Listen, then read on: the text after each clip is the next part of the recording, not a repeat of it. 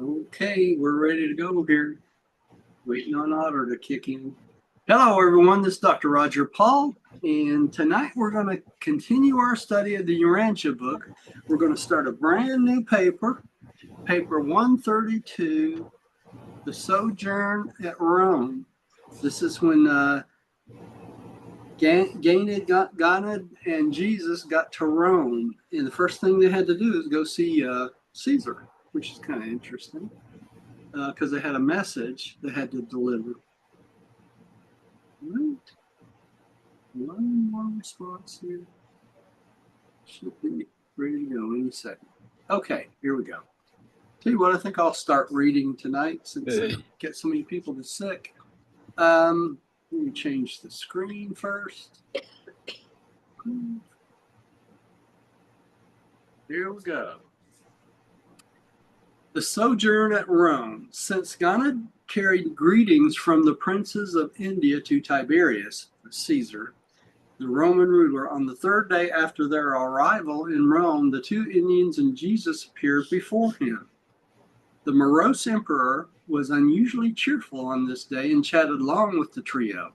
And when they had gone from his presence, the emperor, referring to Jesus, remarked to the aide standing on his right, "If I had that fellow's kingly bearing and gracious manner, I would be a real emperor, huh?"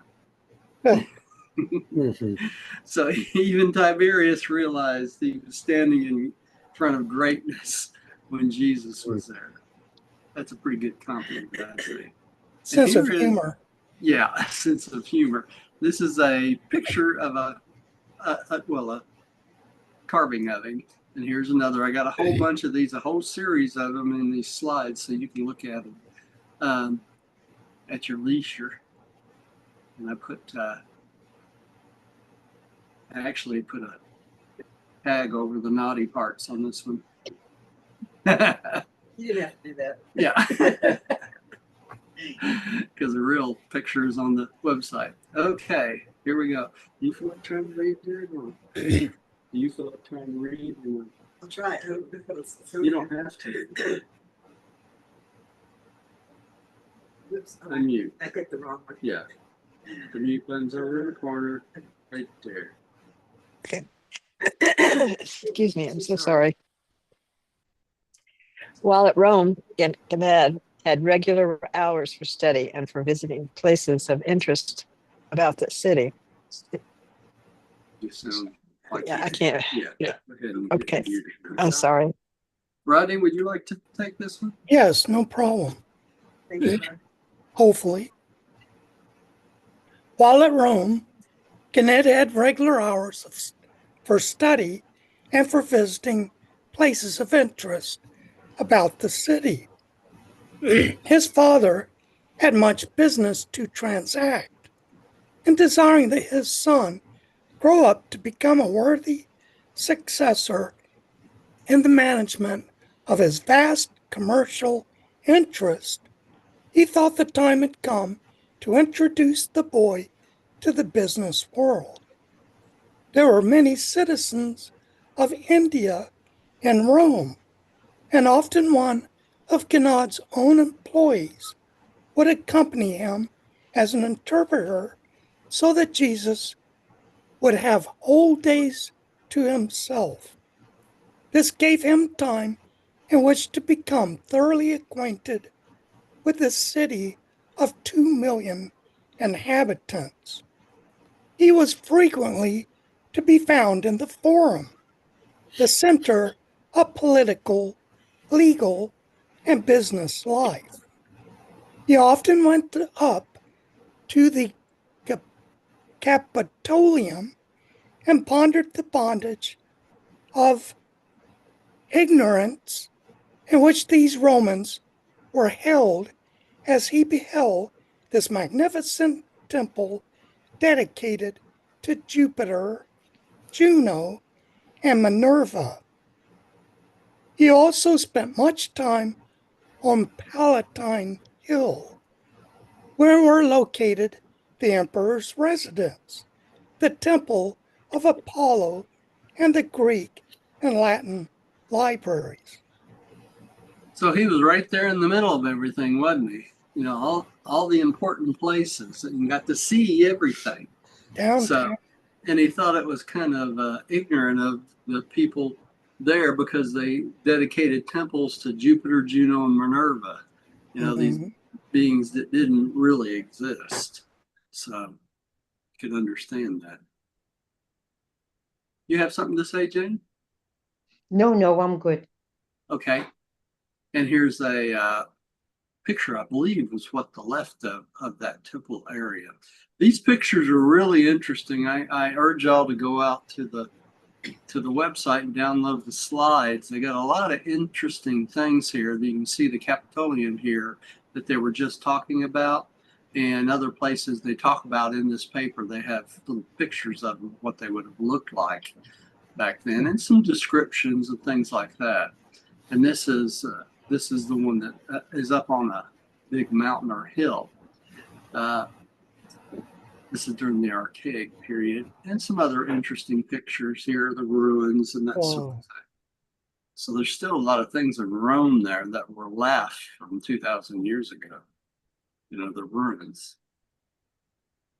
And there's Apollo, one of the gods they worship.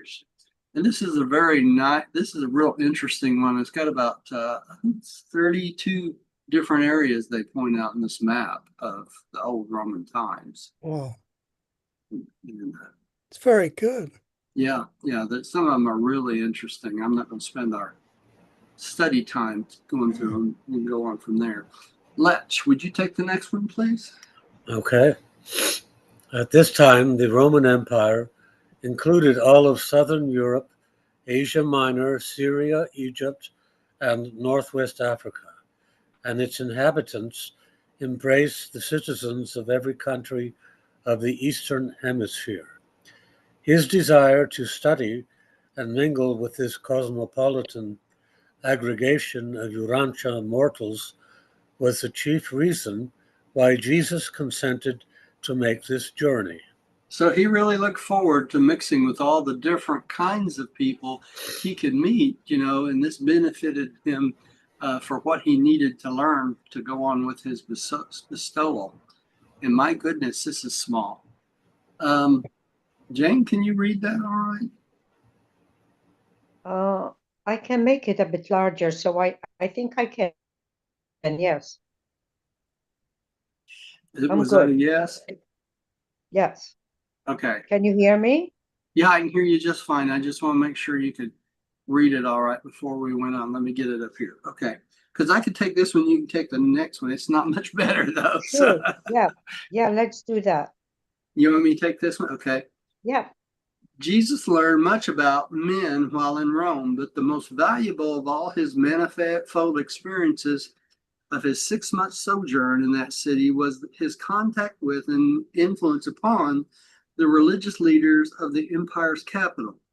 Before the end of the first week in Rome, Jesus had sought out and had made the acquaintance of the worthwhile leaders of the Cynics, the Stoics, and the mystery cults, in particular the Mithraic group.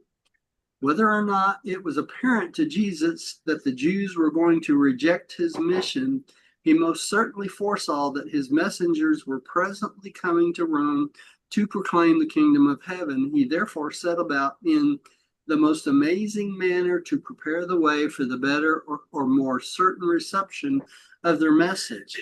He selected 5 of the leading Stoics, 11 of the Cynics, and 16 of the mystery cult leaders, and spent much of his spare time for almost 6 months in intimate association with these religious leaders. And this was his method of instruction. Never once did he attack their errors or even mention the flaws in their teachings. In each case, he would select the truth in what they had taught and then proceed so to embellish and illuminate the truth that in their minds that the very short time this enhancement of truth effectively crowded out the associated error. And thus were the teachings Jesus taught men and women prepared for the subsequent recognition of additional and similar truths in the teachings of the early Christian missionaries. This was the early acceptance of the teachings of the gospel preachers which gave that powerful impetus to the rapid spread of Christianity in Rome and from there throughout the empire.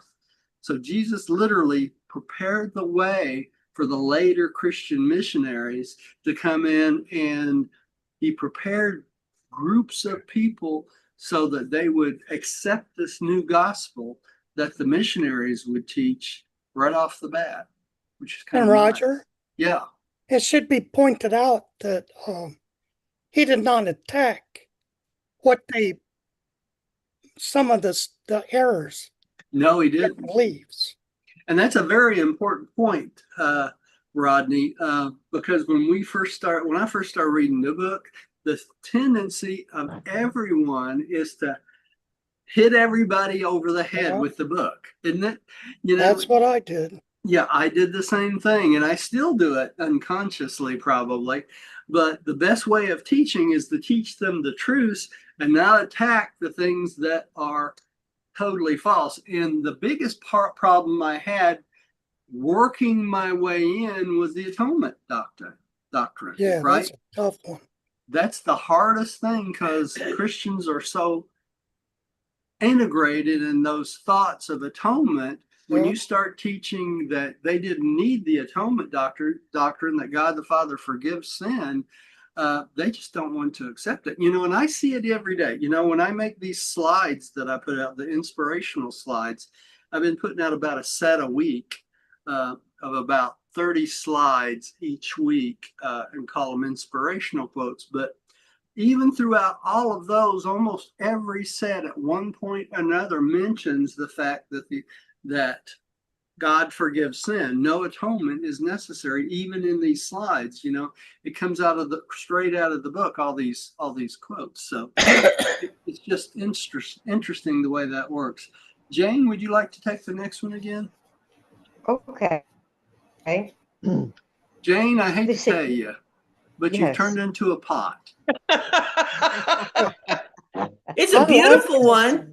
It's Is it beautiful. a It's a pot? beautiful pot, but you're getting well rounded. It's not a pot. I don't know. I can't see the picture, but It's cool. well, I'm nice glad think you so like too. it, Rodney. I think it's Celtic. Don't have to put up with my voice. I'll have to check what kind of picture it is. All right. This is a very old phone. I keep dropping my new. Anyway, it doesn't matter. It is the way it is. Okay. The significance of this remarkable doing can the better be understood when we record the fact that out of this group of 32 Jesus taught religious leaders in Rome, only 2 were unfruitful. The 30 became pivotal individuals in the establishment of Christianity in Rome, and certain of them also aided in turning the chief Mithriac temple into the first Christian church in that city. We who view human activities from behind the scenes and in the light of 19 centuries of time recognize just 3 factors of paramount value in the early setting of the stage for the rapid spread of Christianity throughout Europe, and they are. Okay, I want to point something out before we move off this paragraph, and that's the fact that 2 out of the 30 some did not believe what Jesus said. Did you see that? Yeah. Yeah. That's not 100%, is it? So no matter what we do, when we teach the Urantia book, we're going to have a percentage that are just not going to be open to it. That's just all there is to it. Just like Jesus, when he taught people, you can bring truth to people and enlightenment to people, but if they're not willing to accept it, there's not a thing you can do about it. Right. Not one thing, right? You just go on. All right. Pam, would you take the next one here? Let me change the slide. Sure. The choosing and holding of Simon Peter as an apostle. The talk in Jerusalem with Stephen, whose death led to the winning of Saul, of Tarsus. The preliminary preparation of these 30 Romans for the subsequent leadership of the new religion in Rome and throughout the empire. Okay, I want to go back to the previous. This is what they say is what set the stage for the rapid spread of Christianity. Okay, so these are the three things. First, the choosing of Peter as an apostle. And why is that? Because even though Andrew was the head of the apostle, Peter was the most forceful preacher and what he considered the rock. He was the most steady of all the apostles that the whole early Christian church depended upon to help get things started. Okay. And then Stephen, because Stephen was killed, Saul of Tarsus, who became Paul, was influenced into converting to Christianity himself. And we know that the things that Paul did, in which helped spread the Christian message, because Paul was, a headstrong preacher. And if it wasn't for the atonement doctrine, he would have done more for the world than any person before anybody, right? But he had to stick that atonement doctrine in there, which alienated so many different religions. Yes, it did. All right. Then we have this teaching that Jesus did while he was in Rome, and it prepared the people there for the coming of the Christian missionaries, prepared their minds. So that helped the spreading of the gospel and Christianity through Rome. And it's interesting because Melchizedek did the same thing. Same, exactly. That's right. Prepared the way. Prepared the way, didn't he? Rodney, would you take this next one? Then I'll take the one after that. Okay, no problem. Through all of their experiences, neither Stephen nor the 30 chosen ones ever realized that they had once talked with a man whose name became the subject of their religious teaching. Jesus' work in behalf of the original 32 was entirely personal. In his labors for these individuals, the scribe of Damascus never met more than 3 of them at one time, seldom more than 2. Almost often, he taught them singly. And he could do this great work of religious training because these men and women were not tradition bound. They were not victims of a settled preconception as to all future religious developments. Okay, there's two subjects here I want to mention. First of all, Stephen. Stephen, Jesus met earlier, and Stephen never realized that he met him. Rick, remember that from previous lessons? Okay, so Stephen met Jesus earlier, became a Christian. He was the first Christian that was killed in the name of Christianity. He was stoned. He was stoned. Was that with the arrows? No, that was, I believe he was stoned to death, if I remember correctly. Yeah, he was stoned to death. Yeah, and Paul saw this, and that's what converted Paul. The other thing I want to mention here is that Jesus never met with any of these 32 people. Remember, 30 of them converted to his thinking, and 2 of them rejected it completely. But these 30 people that he taught one, 2, or 3 at a time. He never taught them all at the same time. So it wasn't like he was meeting in a group or anything like that teaching, was he? He was doing it individually. And that's pretty much what we do when we teach the book most of the time, right? All right. Let's see here. I guess I'm up again. Many were the times in the years so soon to follow that Peter, Paul, and the other Christian teachers in Rome heard about the scribe of Damascus who had preceded them and who had so obviously, and as they're supposedly unwittingly, because he never told any of them that he went to Rome, right? Prepared the way for their coming of this new gospel. Though Paul never really surmised the identity of the scribe of Damascus, he did a short time before his death, because of the similarity of personal descriptions, reached the conclusion that the tent maker of Antioch was also the scribe of Damascus. On one occasion, while preaching in Rome, Simon Peter, on listening to a description of the Damascus scribe, surmised that this individual might have been Jesus, but quickly dismissed the idea, knowing full well, so he thought, that the master had never been in Rome. So he never even told Peter and Andrew that he had gone to Rome. That's cool. Kind of interesting, isn't it? Mm. 1, true values. Let's see here. I'm all discombobulated. Letch, would you take the next one? Letch, you Okay. sound like you got a cold too. Yeah, getting over one. We all have these summer colds, no? That time of year. Yeah. Okay. True values. It was with Angamon, the leader of the Stoics, that Jesus had an all-night talk early during his sojourn in Rome. This man subsequently became a great friend of Paul and proved to be one of the strong supporters of the Christian church at Rome.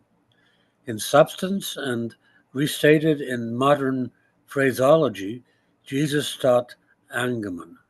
Okay. So why don't you walk in and get your lozenges? There's some above my toilet. There's a bag in the left-hand bottom corner above my toilet. There's some cherry rings in a bag down in the corner. You'll get several of them. Yeah. Okay, so Jesus taught one of the leaders of the Stoics, Agamon, and this coming up is what they talked about. All right.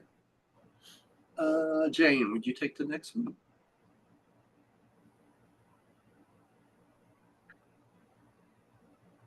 Did you say Jane? Yes. Oh, okay. The standard of true values must be looked for in the spiritual world and on divine levels of eternal reality. To an ascending mortal, all lower and material standards must be recognized as transient, partial, and inferior. The scientist, as such, is limited to the discovery of the relatedness of material facts. Technically, he has no right to assert that he is either materialist or idealist, for in so doing, he has assumed to forsake the attitude of a true scientist, since any and all such assertions of attitude are the very essence of philosophy. Okay, there's several things in this that needs to be brought out. Number one, all the standards that we believe and we developed in the material world is not lasting. Okay, these are all transient, partial, and inferior. Now, why are they transient, partial, and inferior? Because when we step into the Urantia existence, the next existence up, I'm hearing myself here. Hang on a second. See if that helps. When we step to the next, whoops, I missed it. When we step to the next existence up into the Urantia existence, all these things that we have learned as material standards change significantly. Okay, so all these things we hang on to in this world may change dramatically when we go from the material to the Urantia, because we're going from a totally finite look into a Urantia destination or look of the universe. So what Jesus is talking about here as a materialist or an idealist, what they're doing when they're saying things are just like they believe they are, the whole finite world is the basis of everything, they're discounting all existences outside the finite. So when they do that, their philosophy is what? In error. Yeah. They're total philosophy. And we see that in our existence today. You know, when we look through the Hubble telescope or the Webb telescope or any of these, we see a finite world out there of material things because we know all the planets are what? Material, right? So that means they all exist within this finite ideal. So when you make assumptions of everything that's going on in the finite world, you're missing the total assumptions of the reality of the Urantia, spiritual, absonite, and absolute existences. You're Correct. missing them all, right? So if you base all of your science on a finite assumption, then you're missing the whole point of the other 6 levels of existence. Correct. Does that make sense? Yes. So that's why when we study the 7 absolutes, that's why it becomes so important, because the 7 absolutes integrates all 7 levels also of reality itself. And if you can't understand all 7 levels of the absolute, you can never understand the 7 levels of existence, not only material, but Urantia, spiritual, absonite, absolute. Did I miss one? Right? Y'all see where I'm coming from there? Yes. Okay, so your science has to be based on all of it because it is the essence of philosophy itself.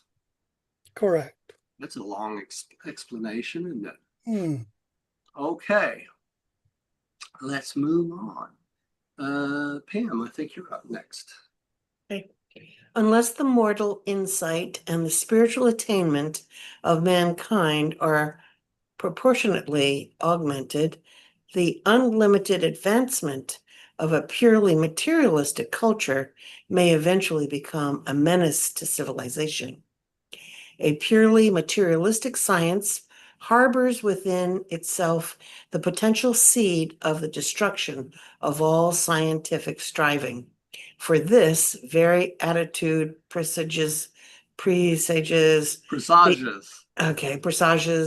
the ultimate collapse of a civilization which has abandoned its sense of moral values and has repudiated its spiritual goal of attainment.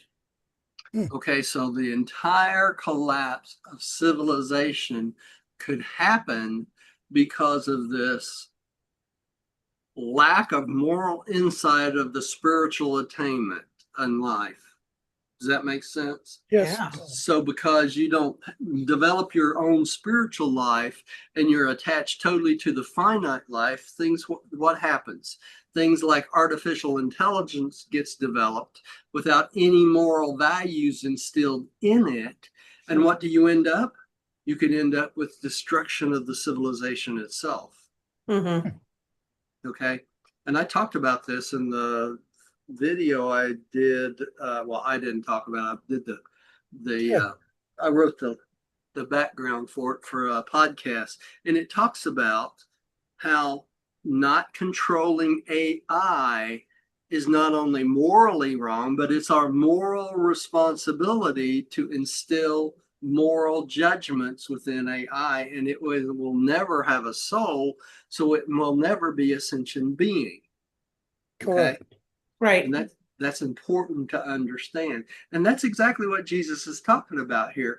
If our moral insight misses our spiritual attainment, then no matter how advanced a materialistic culture goes, it can become its own menace to its own civilization. That makes sense? Yes. It's amazing his potential for understanding these things 2,000 years ago. Of course, he'd been around for 1 billion years, so over Yeah. 1 billion years. You know, I think he had more insight than we do. Okay, I think I'm up again, then we'll get back on track here. The materialistic scientists and the extreme idealists are destined always to be at loggerheads. This is not true of those scientists and idealists who are in possession of a common standard of high moral values, and spiritual test levels. In every age, scientists and religionists must recognize they are on trial before the bar of human need. Did y'all catch that? Mhm. They must eschew all warfare between themselves while they strive valiantly to justify their continued survival by enhanced devotion to the human service of human progress. If the so-called scientist or religion at any age is false, then must it either purify its activities or pass away before the emergence of a material science or a spiritual religion of a truer or more worthy order. In other words, if you don't straighten yourself out, then you're going to pass away to another science or another religion that comes on, and it's going to wipe you out. Okay? Pretty heavy stuff he taught, wasn't it? Yes. It's amazing to me how Jesus back then had such a high ideal of what really was going on in the universe from one end to another. Mm-hmm. And Roger, he had experience because of the previous 6 bestowals. That right, and those previous 6 bestowals allowed him to experience certain things that we can't even conceive of, because you think about it this way. If he was Melchizedek and a Lananandek son and an angel and a material at different levels of societies, on different levels of their evolution, he saw it all from the beginning to the end, didn't he? He could understand on a lower level how Yeah. to communicate these advanced ideas. Exactly, and that's one of the reasons he came down for the 7th bestowal, wasn't it? Was to come down to the very, very lowest finite level, the dummies, as we could be called, to try to explain to them how to bring themselves up to a higher level, right? Right. So it's really amazing. Would love to sit at his feet and listen to him. It would Oh, of course. something else. You skipped Did I skip you advanced. 2 of them instead of 1? Mm-hmm. No. Yeah. Yeah, you did. Good and evil. There. Good and evil. Okay. All right. You're up, Rodney. Okay. 2, good and evil. Martus was the acknowledged leader of the Cynics in Rome, and he became a great friend of the scribe of Damascus. Day after day, he conversed with Jesus, and night upon night, he listened to his supernal teaching. Among the more important discussions with Martus was the one designed to answer the sincere cynic's question about good and evil. In substance, and in 20th century phraseology, Jesus said, Now remember, the Cynics of Rome believed that the good was equal to evil. In other words, correct, they were opposing forces. They believed evil was just as strong as good, and we know that's not true now, don't we? correct, So we have to look at it from that viewpoint, that they believe, just like they do here in this time and age, that there's 2 opposing forces, there's good and there's evil, and they're both equal to each other, and that's not the case at all. Good always overrides evil. Okay, Lech, would you take the next? Okay. My brother, good and evil are merely words symbolizing relative levels of human comprehension of the observable universe. If you are ethically lazy and socially indifferent, you can take as your standard of good the current social usages. If you are spiritually indolent and morally unprogressive, you may take as your standards of good the religious practices and traditions of your contemporaries. But the soul that survives time and emerges into eternity must make a living and personal choice between good and evil, as they are determined by the true values of the spiritual standards established by the divine Spirit, which the Father in heaven has sent to dwell within the heart of man. This indwelling Spirit is the standard of personality survival. So he's telling this guy that there is no such thing as an evil that's as strong as good. And that if you want to be lazy, you can take this same concept that your ancestor took and their religious practices and their traditions and just keep going on straight, just like you are right now. Unless you want to be more advanced and more enlightened, then you have to change your concepts of good and evil and prepare yourself, because there's a divine spirit, which is what? That is the thought adjuster, right? The divine spirit is within yourself. I don't know where this blue thing came from, but Yeah. that's weird. Anyway, so let's go on to the next one. Jane, would you take the next one? What in the world? Jane Holloway. It's like somebody's writing on our screen. Your AI has gone crazy. It has. Maybe. Jane, Jane, you out there? she's on mute. She may be gone to help her husband or something. Pam, would you take this one since she's There she is. there? She is. Sorry, I don't know what happened to my screen. It went completely crazy. Oh, okay. There is writing on it like a pencil. I don't know. Yeah, that's where we see it. Yeah, there's blue writing on the slide right now. I was wondering where What it came the heck from. is that all about? I don't know. Oh, strange. Sorry. That's all right. Go ahead and I'll read. just listen. I'll just listen. No, go ahead and read. Can you see the Okay. Can you see the I can text? see this one, yes. All right. Goodness, like truth, is always relative and unfailingly evil contrasted.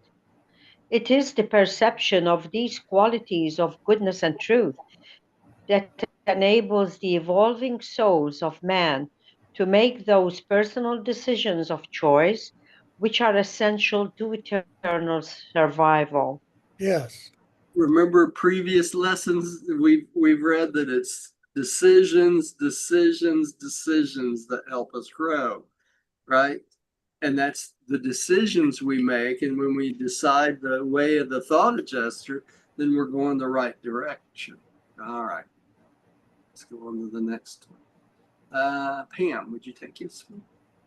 The spiritually blind individual who logically follows scientific dictation, social usage, and religious dogma stands in grave danger of sacrificing his moral freedom and losing his spiritual liberty.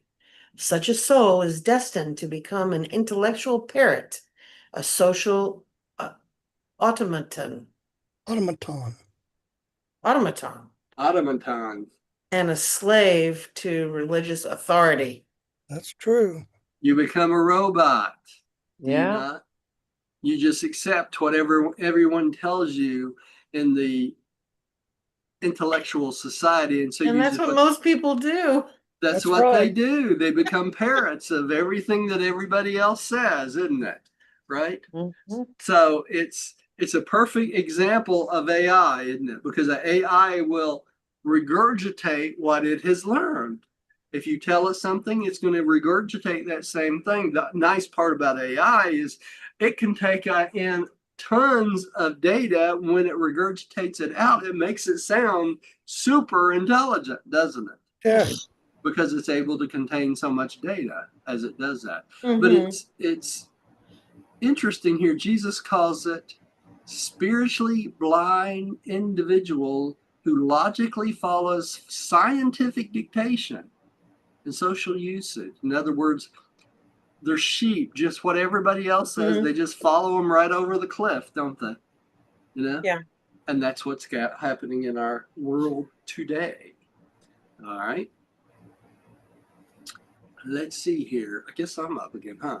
Goodness is always growing toward new levels of increasing liberty of moral self-realization and spiritual personality attainment, the discovery of and the identification with the indwelling adjuster. That's so important, right? We keep trying to identify with the adjuster.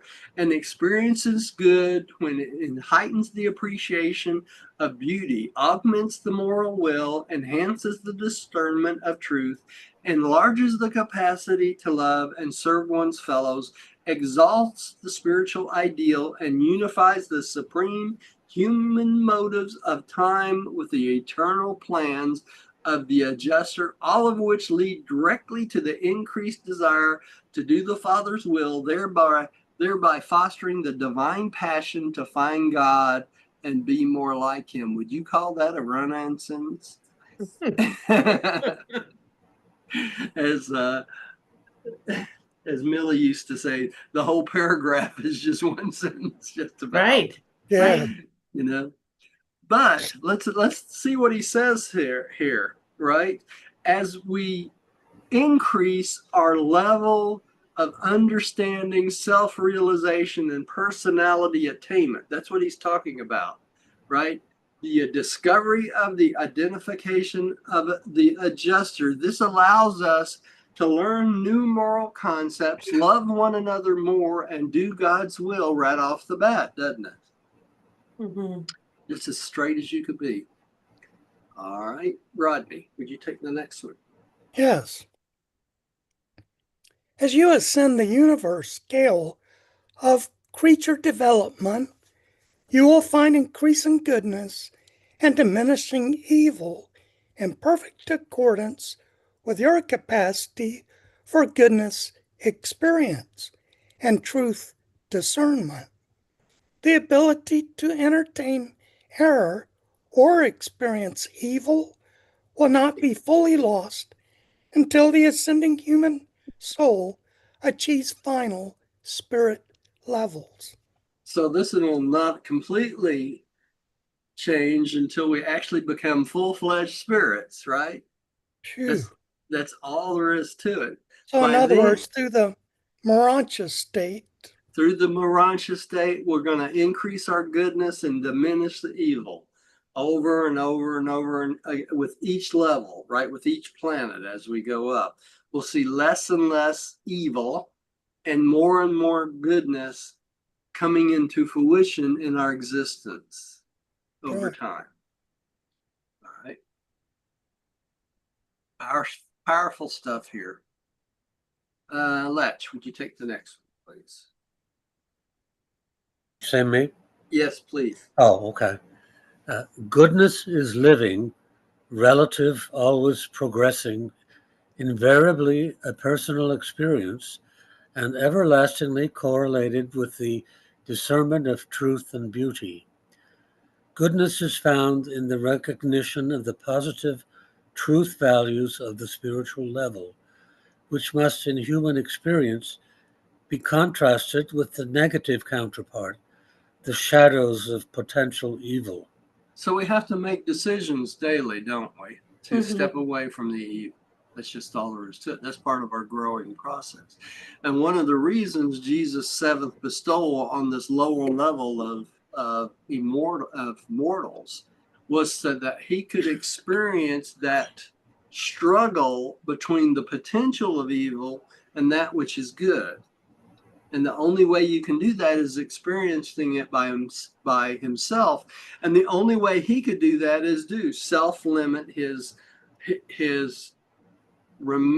memory of what he was before he became to the earth. Because if he remembered right off the bat that he was the creator's son, all this stuff would mean nothing to him because he couldn't experience it on the finite level. And that's the whole point of why he was here. right? He wouldn't be able to relate it to He us. wouldn't be able to relate to anything, would he? Because he would always be on that higher level as the creator's son. Mm-hmm. All right. Jane, can you read this one? Okay. Until you attain paradise levels, goodness will always be more of a request than a possession. more of a goal than experience of attainment. But even as you hunger and thirst for righteousness, you experience increasing satisfaction in the partial attainment of goodness. The presence of goodness and evil in the world is in itself positive proof of the existence and reality of man's moral will. The personality which thus identifies with these values and is also able to choose between them. So we can't escape evil, can we? We're always going to have to make the decisions between good and evil because that's what we live in the finite existence, this constant battle between that which is good and that which is evil. All right. They're not equals, though. We have to always remember that. Pam, would you take the next one, please? By the time of the attainment of paradise, the ascending mortals' capacity for identifying the self with true spirit values has become so enlarged as to result in the attainment of the perfection of the possession of the light of life. Such a perfected spirit personality becomes so wholly divinely and spiritually unified with the positive and supreme qualities of goodness, beauty, and truth that there remains no possibility that such a righteous spirit would cast any negative shadow of potential evil when exposed to the searching luminosity of the divine light of the infinite rulers of paradise. In all such spirit personalities, goodness is no longer partial, contrastive, and comparative. It has become divinely complete and spiritually replete. It approaches the purity and perfection of the Supreme. So we're not automatically perfect, are we, when we get to the mansion worlds? No. Not even close. And this is the case all the way through our spirit climbing up through Havana, all the way up till we reach paradise, too. There's always that possibility of the evil that we have been accustomed to in this existence can creep into our consciousness. And we can see that perfect example in that of the Lucifer rebellion, can't we? Even though these creatures were created on high perfection levels, they still allowed the evil to creep into their existence, but they had to consciously choose that way of life rather than perfection. Do you see what he's saying here? So it's a constant thing of choice to choose the Father's way over and over and over again. All right. The possibility of evil is necessary to moral choosing, but not the actuality thereof. A shadow is only relatively real. Actual evil is not necessary as a personal experience. Potential evil acts equally as well as a decision stimulus in the realms of moral progress on the lower levels of spiritual development. Evil becomes a reality of personal experience only when a moral mind makes evil its choice. So this exactly is why during the Lucifer rebellion, all the beings that were experiencing what was going on, they could see this going on and still not have to be part of it to grow from the experience, did they? Right. So those who stayed loyal gained as much as those who chose the evil because they could see it working out in their lives and the results of such potential evil that was going on. It's that way now, too. It's that way now, too. Diane says it's that way now, too. And that's true. It is. All right. Rodney, would you take the next one? Yes. 3, truth and faith. Nabon was a Greek Jew and foremost among the leaders of the chief mystery cult in Rome, the Mithraic. While this high priest of Mithraism held many conferences with the Damascus scribe, he was most permanently influenced by their discussion of truth and faith one evening. Naban had thought to make a convert of Jesus and had even suggested that he return to Palestine as a Mithraic teacher. He little realized that Jesus was preparing him to become one of the early converts to the gospel of the kingdom. Restated in modern phraseology, the substance of Jesus' teaching was. So Naban thought he could convert Jesus to be a Mithraic priest, didn't he? Little did he know. Okay, Lech, would you take the next one? Okay. Truth cannot be defined with words, only by living. Truth is always more than knowledge. Knowledge pertains to things observed, but truth transcends such purely material levels in that it consorts with wisdom and embraces such imponderables as human experience, even spiritual and living realities. Knowledge originates in science, wisdom in true philosophy, truth in the religious experience of spiritual living. Knowledge deals with facts, wisdom with relationships, truth with reality values. You see how Jesus breaks them all down as separate entities, right? Instead of just all in one. All right. Jay, would you take the next one? There's a lot to remember there. Yeah. Man tends to crystallize science, formulate philosophy, and dogmatize truth, but he is mentally lazy in adjusting to the progressive struggles of living, while he is also terribly afraid of the unknown. Natural man is slow to initiate changes in his habits of thinking and in his techniques of living. What's the worst thing we have? Fear, right? Fear of ridicule by our friends, neighbors, relatives, things like that. Because soon as you start to go on a pathway of unique living, of a religious life, of an enlightened life, what happens? Everyone around you tries to convince you that what? You are wrong, right?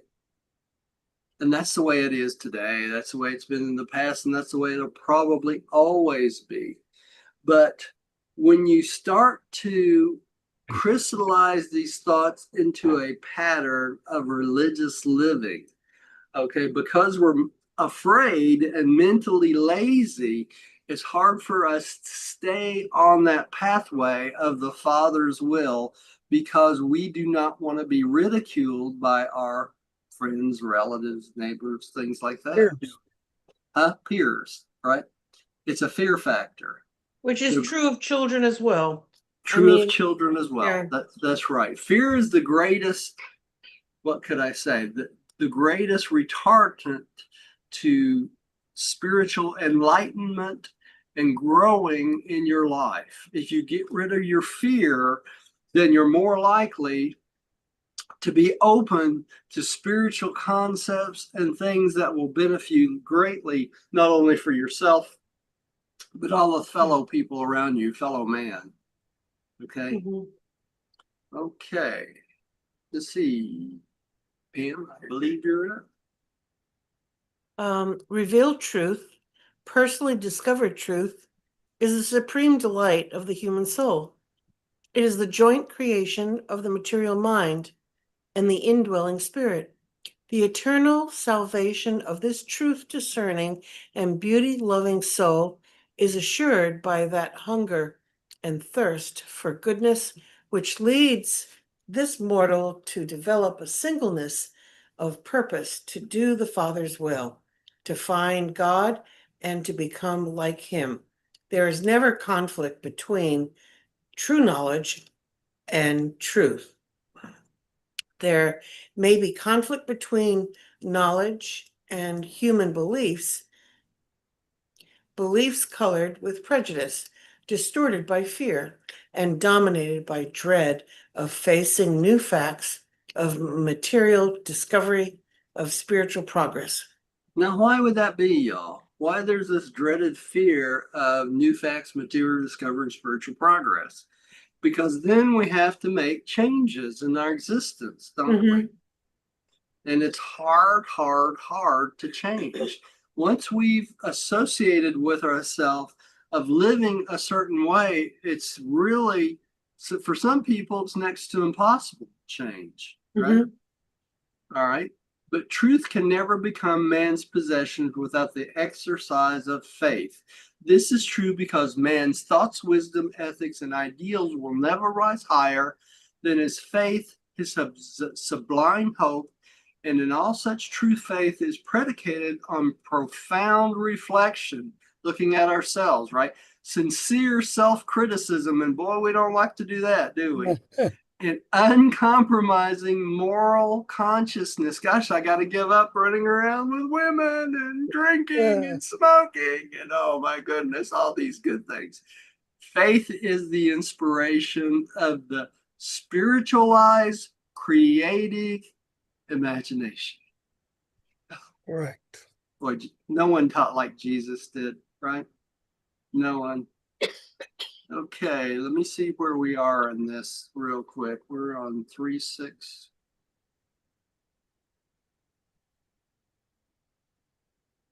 Have to look at my other computer. We got 6:56. Yeah, I think we better quit here and do our prayer, and we'll take this up from this slide next time. Okay? Time flies when you're having fun. I know. Yeah. I know. I never want to stop, but then I'd keep y'all up all night, and then y'all wouldn't be happy with me. Let me find the prayer from this. Okay, here we go. Prayer of acceptance. Pam, would you like to read our prayer of acceptance? Sure. Prayer of acceptance. I believe that God is my paradise Father, and that only by faith am I saved. No sacrifice is necessary. By this same faith, I became a child of God, and know that all men and women are my brothers and sisters. We know the Son of God, the sovereign of our universe of Nebadon, as Christ Michael, Jesus of Nazareth. By allowing the will of God to become my will, I will someday stand in the presence of the Paradise Father. In the name of Christ Michael, Jesus of Nazareth. Amen. Amen. Amen. Amen. Amen. And thanks everyone for coming to see us tonight. Please come see us again. And don't forget all of our stuff out on YouTube. You can go out, join us, and become a subscriber. You'll find all the other stuff on Vimeo, our website, Facebook. And go look for my new book. It's out on Amazon. Exactly. Yeah, go check out my new book. It's on Amazon. It's on sale right now. So, all right, everybody. We will see everybody next time and have a good weekend. Thank you, Roger. Thank You're you so welcome. much. Love Thank you guys for coming. Love you guys too. Good night, everybody. Good night, everybody. Good night. Good night.